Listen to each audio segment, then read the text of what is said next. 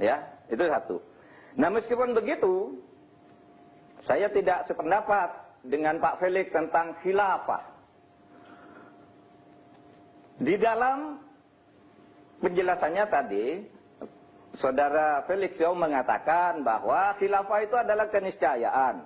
Kalau tidak percaya khilafah, tidak tidak percaya kepada Abu Bakar sebagai khalifah. Padahal kita katakan itu tiap hari, itu kan sejarah.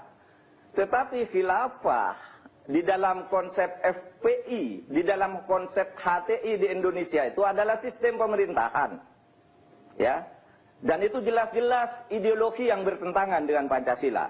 Saya sudah katakan berkali-kali, kalau khilafah sebagai sebutan terhadap pemimpin, itu tidak apa-apa. Tetapi khilafah sebagai gerakan ideologi untuk mengganti sebuah sistem yang sudah disepakati, yang bernama negara Pancasila itu, jelas-jelas itu adalah gerakan terlarang. Terlarang. Saya sudah mendapat penjelasan dari orang-orang HTI bahwa yang dimaksud khilafah itu sistem pemerintahan. Oleh sebab itu mereka menolak demokrasi, menganggap demokrasi togut, tidak menolak negara kebangsaan, dia maunya transnasional, satu negara yang berdasarkan Islam yang meliputi beberapa bangsa menjadi satu negara. Nah, itu yang diperjuangkan dan itu tidak pernah dibantah. Dan itu sangat berbahaya bagi kita sebagai bangsa. Dari sudut akidah, teologis misalnya, memang tidak ada di dalam sumber primer Islam itu ajaran khilafah sebagai sistem. Tidak ada. Kita bisa berdebat kapan saja. Saya ingin tahu di mana dasarnya khilafah itu sebagai sistem. Kalau sebagai sebutan bagi pemimpin, iya. Oleh karena sebagai sistem tidak ada di dalam Quran dan hadis, maka khilafah itu seperti kata Pak Marsudi tadi bermacam-macam.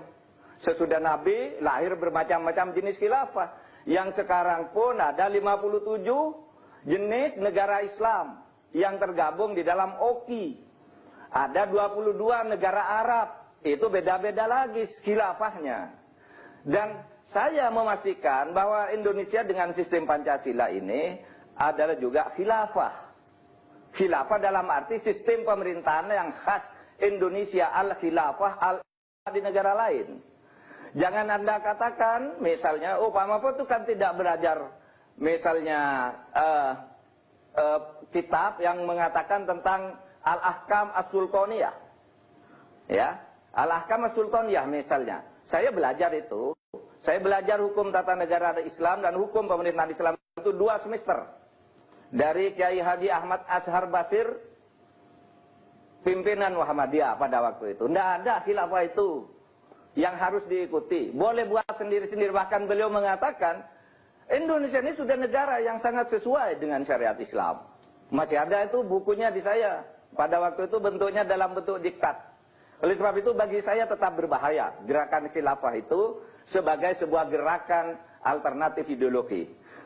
Yang terakhir Bang Karni, saya ingin menanggapi juga tentang apa yang disampaikan oleh Saudara Egy Sujana, bahwa negara Indonesia itu berdasar ketuhanan yang Maha Esa, yang tadinya Tuhannya Allah Subhanahu wa Ta'ala, lalu tidak ada tafsir lain kecuali itu hukum Islam. Penafsiran seperti itu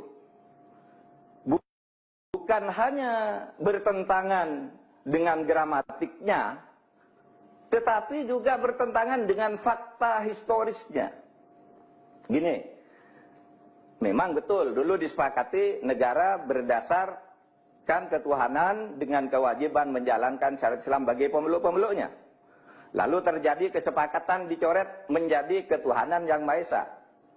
Lalu Pak Egy mengatakan bagi arti ketuhanan yang Maha Esa itu hanya Allah Subhanahu wa Ta'ala. Itu bukan arti Pancasila, itu kata Ki Bagus Hadikusumo. Ki Bagus Hadikusumo itu mengatakan bagi orang Islam, ketuhanan yang Maha Esa itu tauhid.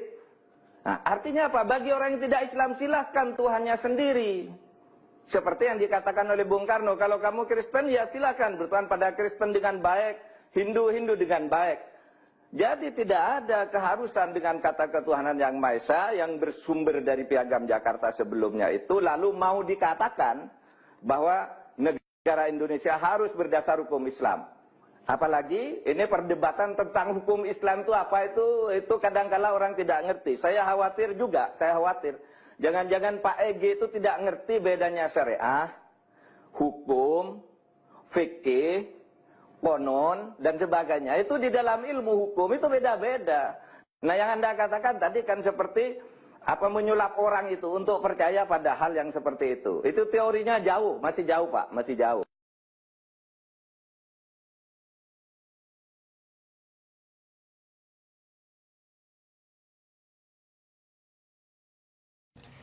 Saya tanya Pak, ketika nanti kekhilafat itu ada, Pancasila akan dihilangkan? Ya, itu adalah sebuah proses-proses perubahan. Hizbut Tahrir tidak bisa menjawab. Kenapa tidak bisa menjawab, Pak? Ya, karena itu proses perubahan. Kalau negara-negara kemudian disatukan dan kemudian ada satu pemimpin, negara-negara saja punya prinsip ideologi yang berbeda-beda. Tentu Pancasila akan dikorbankan.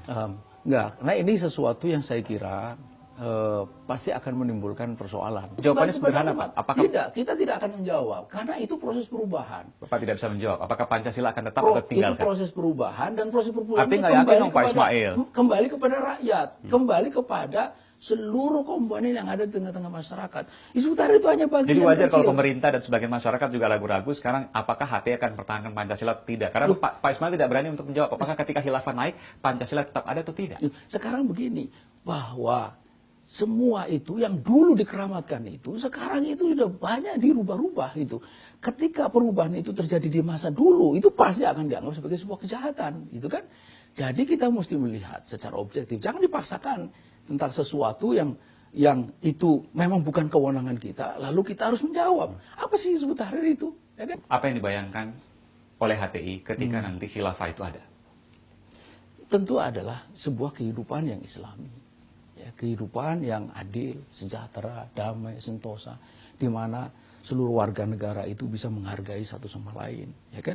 Di mana yang mungkar itu tidak berkembang secara leluasa seperti sekarang ini. Di mana keadilan ekonomi, keadilan politik, keadilan sosial budaya itu bisa tumbuh.